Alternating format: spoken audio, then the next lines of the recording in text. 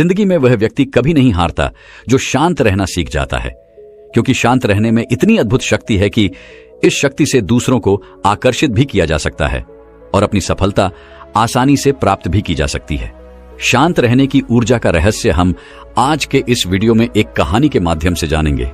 तो चलिए उस कहानी की शुरुआत करते हैं। भारत के एक विचित्र गांव में दो जोड़े रहते थे जो एक दूसरे के प्रति अपनी अटूट प्रतिबद्धता और मौन रहने की असाधारण शक्ति के लिए दूर दूर तक जाने जाते थे। राज और प्रिया और अर्जुन और मीरा अपने समुदाय में प्रेम और सहयोग के प्रतीक थे। राज और प्रिया एक भी शब्द बोले बिना संवाद करने की अपनी क्षमता के लिए प्रसिद्ध थे। उन्होंने केवल सार्थक नजरों और सूक्ष्म इशारों के आदान प्रदान से एक दूसरे के विचारों को समझने की कला में महारत हासिल कर ली थी। उनका बंधन इतना गहरा था कि सबसे अशांत तूफान भी उनके अटूट रिश्ते को हिला नहीं सके। दूसरी ओर अर्जुन और मीरा के पास मौन का समान उपहार था। वे अनावश्यक शब्दों से माहौल भरने की जरूरत महसूस किए बिना एक दूसरे के साथ घंटों बैठ सकते थे। उनकी चुप्पी बहुत कुछ कहती है, प्यार, सम्मान और समझ को इस तरह व्यक्त करती है कि शब्द कभी मेल नहीं खा सकते।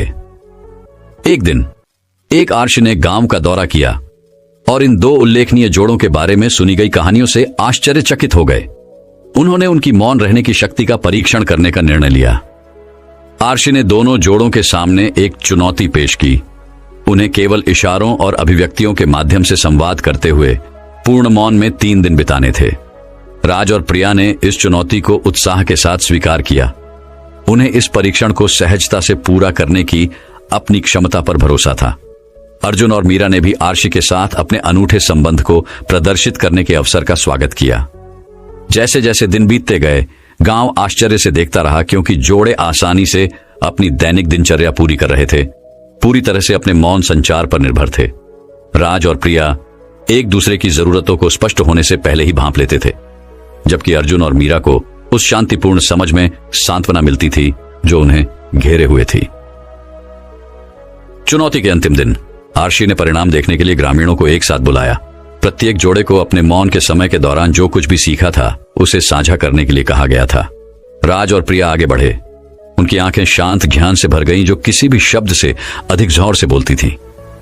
हमारी चुप्पी में हमने पाया कि सच्चा संचार हमारे द्वारा बोले गए शब्दों में नहीं, बल्कि हमारे द्वारा साझा की जाने वाली समझ की गहराई में निहित है। मौन में एक शक्ति है जो भाषा से परे है, जो हमें एक ऐसे स्तर पर जुड़ने की अनुमति देती है जो शुद्ध और अनफिल्टर्ड है। अर्जुन और मीरा ने सहमति में सिर हिलाया। उनके चेहरे शांत अनुग्रह से चमक रहे थे। उन्होंने कहा, मौन ने हमें उपस्थिति की सुंदरता सिखाई है। हमारे द्वारा साझा किए गए शांत क्षणों में हमें शांति और सद्भाव की गहरी भावना मिली, जिसे शब्दों में कभी व्यक्त नहीं किया जा सकता। हमारा बंधन वास्तव में एक दूसरे के साथ मौजूद रहने की हमारी क्षमता के कारण मजबूत है। इन उल्लेखनीय जोड़ों की बुद्धिमत्ता से प्रभावित होकर आर्षि मुस्कुराए। वह ग्रामीणों के पास गया और अपना अंतिम फैसला सुनाया। सच्चा प्यार भव्य इशारों या स्नेह की असाधारण घोषणाओं में नहीं पाया जाता है। यह मौन क्षणों, अनकही समझ और गहरे संबंधों में पाया जाता है, जो दो आत्माओं को एक साथ बांधते हैं। राज और प्रिया, अर्जुन और मीरा, आपने हमें दिखाया है मौन की परिवर्तनकारी शक्ति, और इसके लिए आपने हम सभी की प्रशंसा और सम्मान अर्जित किया है। और इसलिए दोनों जोड़ों ने अपने आसपास के लोगों को अपने गहन प्रेम और मौन की असाधारण शक्ति से प्रेरित करना जारी रखा, ये साबित करते हुए कि कभी कभी सबसे सार्थक बातचीत वे होती हैं जो कभी नहीं बोली जाती हैं। तो दोस्तों, वही अब अगली रोचक कहानी की शुरुआत कुछ इस प्रकार होती है।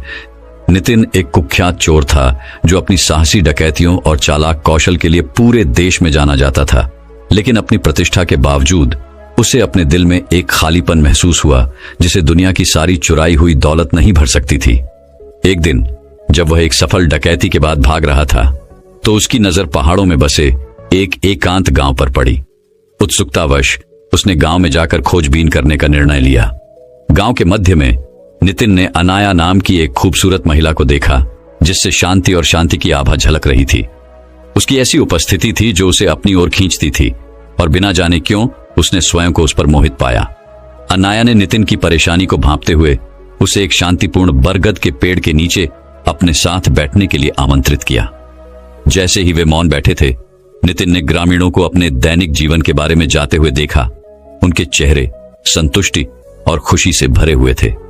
अनाया ने नितिन की ओर मुड़कर कहा, मौन एक शक्तिशाली उपकरण है। यह हमें अपनी आंतरिक आवाज सुनने और हमारे आसपास की दुनिया से जुड़ने की अनुमति देता है। उसकी बातों से चकित होकर नितिन ने एक चोर के रूप में अपने जीवन और अपनी संपत्ति के बावजूद महसूस होने वाले खालीपन के बारे में खुलकर बात की। अनाया बिना निर्णय के सुनती रही। उसकी आंखों में करुणा और समझ झलक रही थी। फिर उन्होंने नितिन के साथ एक कहानी साझा की। एक हलचल भरे शहर में एक शक्तिशाली राजा रहता था जो अपनी बुद्धि के लिए जाना जाता था। दूर दूर से लोग उससे सलाह लेते थे। एक दिन एक युवक राजा के पास आया और सच्ची शक्ति का रहस्य पूछा। राजा ने जवाब दिया, मौन। भ्रमित होकर युवक ने स्पष्टीकरण मांगा। राजा ने कहा, मौन में हम स्पष्टता पाते हैं। मौन में हम अपनी आत्मा की फुसफुसाहट सुनते हैं। मौन में हम ब्रह्मांड से जुड़ते हैं और उसमें अपना स्थान समझते हैं। नितिन ने अनाया की बातों और उसके द्वारा साझा की गई कहानी पर विचार किया। उन्होंने महसूस किया कि सच्ची शक्ति धन या संपत्ति से नहीं बल्कि भीतर से आती है। प्रेरित होकर उसने अपना जीवन बदलने और मुक्ति का मार्ग खोजने का निर्णय लिया। अनाया ने नितिन की ईमानदारी को पहचानते हुए उसकी यात्रा में मदद करने की पेशकश की। नितिन और अनाया ने मिलकर ग्रामीणों की मदद करने और समुदाय को वापस लौटाने का मिशन शुरू किया। नितिन ने अपने कौशल का उपयोग गांव को डाकुओं और चोरों से बचाने के लिए किया, जबकि अनाया ने अपनी बुद्धि और उपचार क्षमताओं को जरूरतमंद लोगों के साथ साझा किया।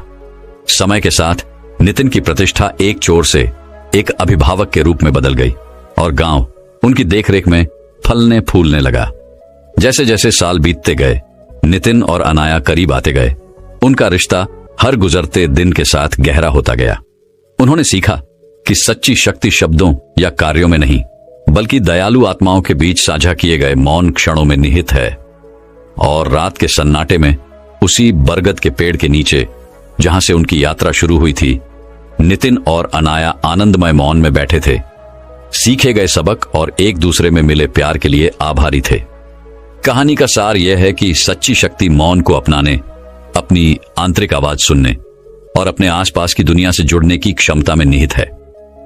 शांति के क्षणों में हम जीवन में आने वाली किसी भी बाधा को दूर करने के लिए स्पष्टता, ज्ञान और ताकत पाते हैं। नितिन और अनाया की कहानी मौन की परिवर्तनकारी शक्ति और इसे चाहने वालों के लिए मुक्ति की संभावना के प्रमाण के रूप में कार्य करती है। तो दोस्तों, वही अब अगली रोचक कहानी की शुरुआत कुछ इस प्रकार होती है। मौन की शक्ति। एक हलचल भरे भारतीय गांव के मध्य में आर्शी नाम के एक श्रद्धेय अर्षि रहते थे। आर्शी अपनी बुद्धिमत्ता, दयालुता और सबसे बढ़कर मौन की शक्ति पर अपनी महारत के लिए दूर दूर तक जाने जाते थे। जीवन के सभी क्षेत्रों से लोग उनका मार्गदर्शन चाहते थे। उनके ज्ञान के शब्दों को सुनने के लिए उत्सुक थे, जो हमेशा सही समय पर आते प्रतीत होते थे। एक दिन अर्जुन नाम का एक जिज्ञासु युवक अर्षि के पास आया। अर्षि, अर्जुन उत्सुकता से कहने लगा, मैंने मौन की शक्ति का उपयोग करने की आपकी क्षमता के बारे में सुना है। कृपया मुझे भी ऐसा करना सिखाएं। अर्षि उस युवक को देखकर गर्मजोशी से मुस्कुराए और उसे एक राजसी बरगद के पेड़ की छाया के नीचे अपने पास बैठने का इशारा किया। अर्जुन, ऋषि ने शुरू किया, मौन शब्दों की अनुपस्थिति नहीं है बल्कि स्वयं के भीतर शांति की उपस्थिति है। मौन की शक्ति को वास्तव में समझने के लिए व्यक्ति को सबसे पहले सुनना सीखना होगा, अपने कानों से नहीं बल्कि अपने दिल से। अर्जुन ने और अधिक जानने के लिए उत्सुक होकर गंभीरता से सिर हिलाया। अर्षि ने आगे कहा, अराजकता और शोर के बीच दुनिया की विकर्षणों में बह जाना आसान है, लेकिन सच्चा ज्ञान तूफान के बीच खुद को केंद्रित करने, अपने अस्तित्व की शांति में सांत्वना खोजने की क्षमता में निहित है। अर्जुन हफ्तों तक अर्षि के चरणों में बैठे रहे और उनकी शिक्षाओं को स्पंज की तरह आत्मसात कर लिया। उसने अपने मन को शांत करना, अपने बढ़ते विचारों को शांत करना और मौन से मिलने वाली शांति को अपनाना सीखा। और जैसे जैसे दिन महीनों में बदल गए, अर्जुन को अपने भीतर एक गहरा बदलाव नजर आने लगा। वह पहले से कहीं अधिक केंद्रित, अधिक जमीनी और अधिक शांति महसूस करने लगा। एक दिन अर्षि ने अर्जुन को अपने पास बुलाया और उन्हें पानी से भरा एक छोटा मिट्टी का बर्तन दिया। अर्जुन, अर्षि ने धीरे से कहा, इस बर्तन को गांव के चौराहे पर ले जाओ और पानी की एक भी बूंद गिराए बिना उसकी परिधि के चारों ओर घूमो। अर्जुन की आंखें आश्चर्य से चौड़ी हो गईं, क्योंकि गांव के चौराहे पर हमेशा हलचल रहती थी। विक्रेता अपना सामान बेचते थे, बच्चे खेलते थे और जानवर स्वतंत्र रूप से घूमते थे। फिर भी उन्होंने चुनौती स्वीकार की और हाथों में मिट्टी का घड़ा लेकर चल पड़े। जैसे ही अर्जुन भीड़ भरे चौराहे से गुजरा, उसे अपने कांपते हाथों में बर्तन का वजन महसूस हुआ। उस स्थान का शोर, अराजकता और सरासर ऊर्जा उस पर हावी होने की धमकी दे रही थी। लेकिन फिर उन्हें आर्शी के शब्द याद आए। तूफान के बीच शांति खोजने के लिए, मौन की शक्ति को अपनाने के लिए। अपनी आंखें बंद करके अर्जुन ने एक गहरी सांस ली और अपने भीतर की शांति पर ध्यान केंद्रित किया। उसने अपने संदेहों, अपने डर और अपनी व्याकुलताओं को जाने दिया और इसके बजाय उसने सुनी अपने दिल की धड़कन की लय, हवा की हल्की सरसराहट और उस मौन ज्ञान की जो उसकी आत्मा की गहराई में गूंजता था। और जैसे ही वह चला, एक चमत्कारी घटना घटी। चौराहे का शोर पृष्ठभूमि में फीका पड़ गया। उसके चारों ओर की अराजकता पिघल गई और जो कुछ बचा था वह शांति और शांति का गहरा एहसास था। अर्जुन को ऐसा महसूस हुआ मानो वह हवा में चल रहा हो। उसके कदम हल्के और निश्चित थे। उसका हृदय मौन की शक्ति की नई समझ से भर गया था। जब अर्जुन अराशी के पास लौटे तो मिट्टी का घड़ा अभी भी पानी से भरा हुआ था। एक भी बूंद नहीं गिरी थी। अराशी ने उसकी ओर देखकर मुस्कुराते हुए कहा, तुमने अच्छी तरह से सीखा है अर्जुन। मौन की सच्ची शक्ति शोर की अनुपस्थिति में नहीं, बल्कि आंतरिक शांति की उपस्थिति में निहित है। इसे हमेशा याद रखें और आप पाएंगे कि आप शांति बनाए रखते हैं दुनिया की उथल पुथल के बीच दिल। और इसलिए अर्जुन ने उस दिन उद्देश्य की एक नई भावना और मौन की शक्ति के प्रति गहरे सम्मान के साथ गांव का चौराहा छोड़ दिया। वह जानता था कि चाहे जीवन उसे कहीं भी ले जाए, वह हमेशा अपने भीतर उस शांति को लेकर रहेगा जो आर्शी ने उसे सिखाई थी। शोर और विकर्षणों से भरी दुनिया में प्रकाश की एक किरण। और जैसे जैसे साल बीतते गए, अर्जुन अपने आप में एक श्रद्धेय आर्शी बन गए। उन्होंने आर्शी की शिक्षाओं को उन सभी के साथ साझा किया जो उनका मार्गदर्शन चाहते थे। और यद्यपि उनके शब्द कम थे, उनकी उपस्थिति बहुत कुछ कहती थी। मौन और आंतरिक शांति की स्थायी शक्ति का एक प्रमाण। कहानी का सार: अराजकता और शोर के बीच सच्चा ज्ञान। अपने भीतर शांति खोजने, मौन की शक्ति को अपनाने और अपने कानों से नहीं बल्कि अपने दिल से सुनने की क्षमता में निहित है। तो दोस्तों, वही अब अगली रोचक कहानी की शुरुआत कुछ इस प्रकार होती है। मौन की प्रतिध्वनि। भारत के एक हलचल भरे गांव के मध्य में एक स्कूल था जहां छात्र सीखने और बढ़ने के लिए हर दिन इकट्ठा होते थे। उनमें से दो सहपाठी अवनी और राहुल भी थे, जिनके बीच शब्दों से परे एक अनकहा संबंध था। अवनी एक शांत और आत्मनिरीक्षण करने वाली लड़की थी जो अपनी सुंदर उपस्थिति और दयालु स्वभाव के लिए जानी जाती थी। दूसरी ओर राहुल एक उत्साही और ऊर्जावान लड़का था जो हमेशा नए विचारों का पता लगाने और अपनी सीखने की सीमाओं को आगे बढ़ाने के लिए उत्सुक रहता था। अपने विपरीत व्यक्तित्वों के बावजूद अवनी और राहुल को एक दूसरे की संगति में सांत्वना मिली। वे कक्षा में एक दूसरे के बगल में बैठते थे, व्याख्यान के दौरान एक दूसरे को जानते थे और स्कूल की लाइब्रेरी में किताबों की दुनिया में खोए हुए घंटों एक साथ बिताते थे। जैसे जैसे दिन हफ्तों में और हफ्ते महीनों में बदलते गए, उनकी दोस्ती और भी गहरी होती गई।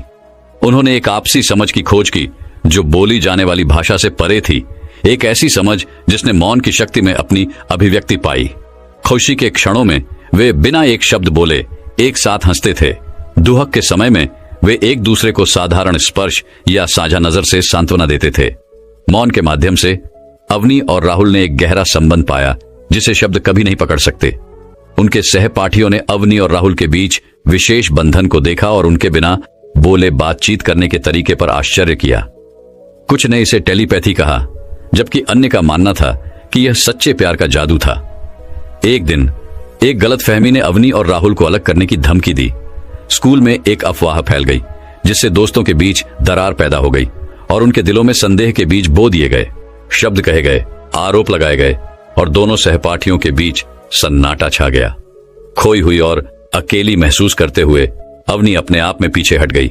उसे समझ नहीं आ रहा था कि उसके और राहुल के बीच बनी दूरी को कैसे पाटे। उसने स्कूल के बगीचे में सांत्वना की तलाश की, जहां एक बुद्धिमान बूढ़े शिक्षक ने उसे खिले हुए चेरी ब्लॉसम पेड़ के नीचे बैठे हुए पाया। युवा, शिक्षक ने कहा, मुझे तुम्हारे दिल में भारीपन महसूस हो रहा है। याद रखें, मौन हमेशा एक बाधा नहीं है, यह एक पुल भी हो सकता है। अवनी ने ऊपर देखा, उसकी आंखों में आंसू भर आए। लेकिन जब शब्दों ने हमें अलग कर दिया है तो चुप्पी हमें वापस एक साथ कैसे ला सकती है? शिक्षक धीरे से मुस्कुराए। मौन उन घावों को भरने की शक्ति रखता है जिन तक शब्द नहीं पहुंच सकते। यह बोली जाने वाली भाषा के बीच के स्थानों में बहुत कुछ कहता है, सतह से परे की सच्चाइयों को उजागर करता है। अपने और राहुल के बीच की चुप्पी पर भरोसा रखें और आप एक दूसरे के पास वापस आने का रास्ता खोज लेंगे। शिक्षक के शब्दों से प्रेरित होकर अवनी आशा की एक नई भावना के साथ स्कूल लौटी। उसने राहुल को स्कूल के प्रांगण में खोजा, जहां वह अकेला खड़ा था, अपने विचारों में खोया हुआ। बिना कुछ कहे अवनी ने राहुल का हाथ अपने हाथ में लिया और उसे चेरी ब्लॉसम पेड़ के नीचे उनके पसंदीदा स्थान पर ले गई। वे चुपचाप एक साथ बैठे, पत्तों की हल्की सरसराहट और गांव की दूर की आवाज सुन रहे थे। साझा मौन के उस क्षण में अवनी और राहुल को अपने संबंध की गहराई का एहसास हुआ। उन्हें एहसास हुआ कि शब्द चाहे कितने भी अच्छे इरादे वाले क्यों न हो, वे जो कुछ भी साझा करते हैं उसका सार कभी नहीं पकड़ सकते। शुद्ध अनकहा बंधन जो सभी बाधाओं को पार करता है। आंखों में आंसू और चेहरे पर मुस्कान के साथ अवनी और राहुल गले मिले और उन गलतफहमियों को दूर किया जिन्होंने उन्हें अलग कर दिया था। मौन की प्रतिध्वनि में उन्हें क्षमा, समझ और प्यार मिला जो शब्दों से कहीं अधिक जोर से बोलता था। जैसे ही वे हाथ में हाथ डाले स्कूल वापस गए, उनके सहपाठी इस परिवर्तन को देखकर आश्चर्यचकित रह गए। मौन की शक्ति ने अवनी और राहुल को वापस एक साथ ला दिया था, जिसने इस शाश्वत सत्य की पुष्टि की कि प्यार की कोई सीमा नहीं होती और यह दिल की भाषा में बोलता है। और इसलिए भारत के उस हलचल भरे गांव के बीच में अवनी और राहुल की कहानी एक किंवदंती बन गई। मौन, प्रेम की स्थायी शक्ति और एक साथ रहने वाली दो आत्माओं के बीच अटूट बंधन का एक प्रमाण। तो दोस्तों, वही अब अगली रोचक कहानी की शुरुआत कुछ इस प्रकार होती है। मुंबई के हलचल भरे शहर में गुरुराज नाम के एक प्रसिद्ध आध्यात्मिक शिक्षक रहते थे। वह अपने ज्ञान और मौन की शक्ति की शिक्षाओं के लिए दूर दूर तक जाने जाते थे। जीवन के विभिन्न क्षेत्रों से लोग मार्गदर्शन और ज्ञान प्राप्त करने के लिए उनके आश्रम में आते थे। गुरुराज का मानना था कि सच्ची ताकत और मन की स्पष्टता भीतर से आती है और मौन की शक्ति स्वयं को और अपने आसपास की दुनिया को समझने का प्रवेश द्वार है। वह अक्सर उस अपार शक्ति के बारे में बात करते थे जो मौन में सुनने, निरीक्षण करने और प्रतिबिंबित करने की क्षमता में निहित है। एक दिन अर्जुन नाम का एक युवक गुरुराज के पास जीवन और खुशी के बारे में अपने सवालों के जवाब मांगने आया।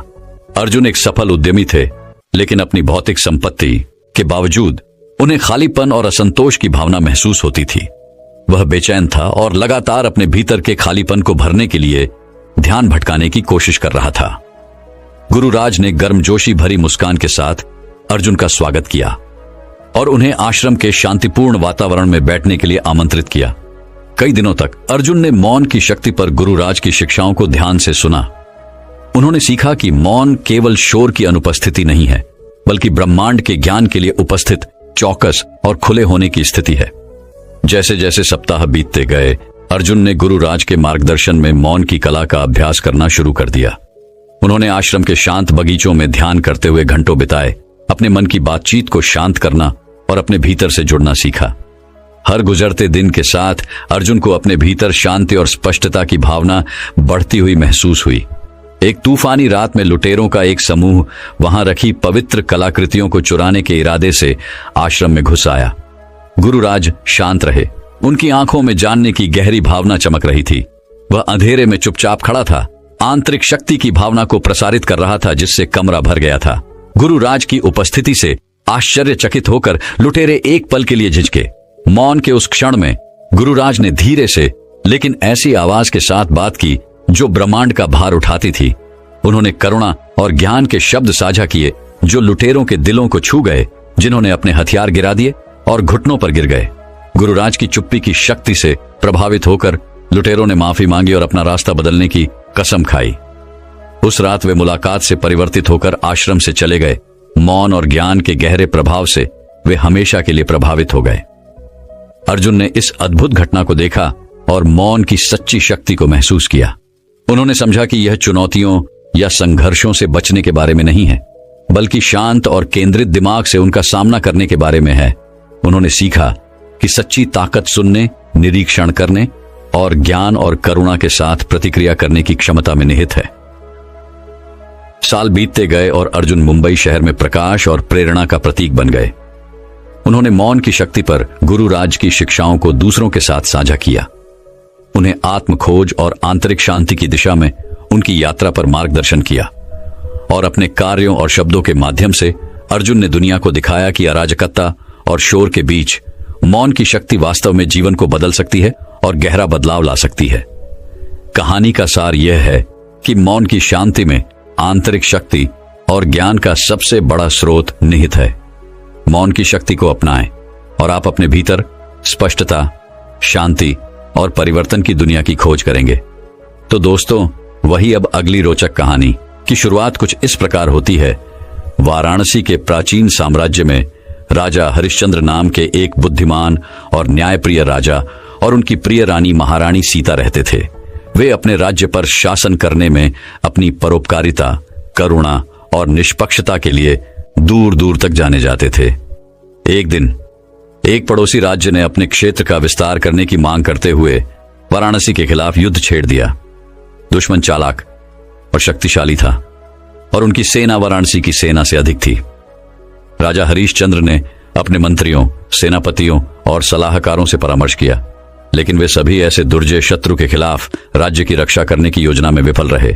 अव्यवस्था के बीच महारानी सीता ही बोली, मेरे राजा, उसने धीरे से कहा, मुझे विश्वास है कि मौन में हम अपनी ताकत पा सकते हैं। राजा हरिश्चंद्र, जो अपनी रानी के प्रति अत्यंत सम्मान रखते थे, ने उनकी बातों पर गहराई से विचार किया। फिर उन्होंने अपने दरबार में घोषणा की कि वे ध्यान करने और मार्गदर्शन लेने के लिए जंगल के अंदर एक मंदिर में जाएंगे। कई दिनों तक राजा और रानी मौन बैठे रहे, अपने दिमाग को साफ किया और ब्रह्मांड के ज्ञान के लिए अपने दिल खोले। उस शांति में उन्हें वे उत्तर मिल गए जिनकी उन्हें तलाश थी। राजा हरिश्चंद्र ने दुश्मन को मात देने के लिए एक शानदार रणनीति तैयार की और महारानी सीता ने योजना को परिष्कृत करने के लिए अपनी बुद्धि और अंतर्दृष्टि प्रदान की। जब वे अपने ध्यान से बाहर आए तो राजा और रानी एक शांत आत्मविश्वास से भर गए जो पूरे राज्य में फैल गया। वाराणसी के लोग साहस और दृढ़ संकल्प के साथ अपनी मातृभूमि की रक्षा के लिए तैयार होकर अपने राजाओं के पीछे एकजुट हो गए। जैसे ही शत्रु निकट आया, राजा हरिश्चंद्र और महारानी सीता शहर के द्वार पर एक साथ खड़े हो गए, जिससे शांति और अटूट संकल्प की भावना झलक रही थी। शत्रु का नेता शाही जोड़े की शांत उपस्थिति से चकित होकर अपने हमले से झिझका। उसी समय राजा हरिश्चंद्र बोले, उनकी आवाज शांत और स्थिर थी, हम युद्ध नहीं चाहते, लेकिन हम अपनी पूरी ताकत से अपने राज्य की रक्षा करेंगे। यदि आप शांति चुनते हैं तो हम आपको दोस्तों के रूप में गले लगाएंगे। यदि आप युद्ध चुनते हैं तो परिणाम भुगतने के लिए तैयार रहें। राजा के शब्दों और रानी की मूक शक्ति से प्रभावित होकर दुश्मन नेता ने पीछे हटने और हिंसा के बजाय शांति की तलाश करने का फैसला किया। वाराणसी को तलवारों की टक्कर से नहीं, बल्कि मौन, ज्ञान और करुणा की शक्ति से बचाया गया था। वाराणसी के लोगों ने अपनी जीत का जश्न मनाया और अपने असाधारण नेतृत्व के लिए अपने राजा और रानी की प्रशंसा की। अनुभव से अभिभूत राजा हरिश्चंद्र और महारानी सीता ने अपनी प्रजा को आंतरिक शांति, एकता के महत्व और उथल पुथल के समय मौन के गहरे प्रभाव की याद दिलाई। कहानी का सार यह है कि सच्ची शक्ति युद्ध के शोर में नहीं, बल्कि आत्मा की शांति में निहित है। जब हम अपने दिमाग को शांत करते हैं और अपने दिल की फुसफुसाहट को सुनते हैं, तो हम सबसे कठिन चुनौतियों का भी समाधान पा सकते हैं। अराजकता और शोर से भरी दुनिया में आइए हम राजा हरिश्चंद्र और महारानी सीता की सीख को याद रखें कि कभी कभी सबसे बड़ी ताकत मौन में पाई जाती है। दोस्तों, मैं उम्मीद करता हूं कि यह कहानी सुनने से आपके जीवन में अच्छे बदलाव आए होंगे। आपको इस वीडियो से क्या सीखने मिला, ये कमेंट करके जरूर बताइए और अपने परिवार, दोस्तों या आपके करीबी इंसान के साथ ये कहानी शेयर करके उन्हें भी इस ज्ञान से परिचित करवाए। बाकी अगर आपको ये वीडियो दिल से अच्छी लगी हो, तभी इस वीडियो को लाइक कर देना और आपने अब तक इस चैनल को सब्सक्राइब न किया हो तो चैनल को सब्सक्राइब भी जरूर कर देना। आपका हर दिन शुभ हो और खुशियों से आपका जीवन भरा रहे। धन्यवाद। नमो बुद्धाय।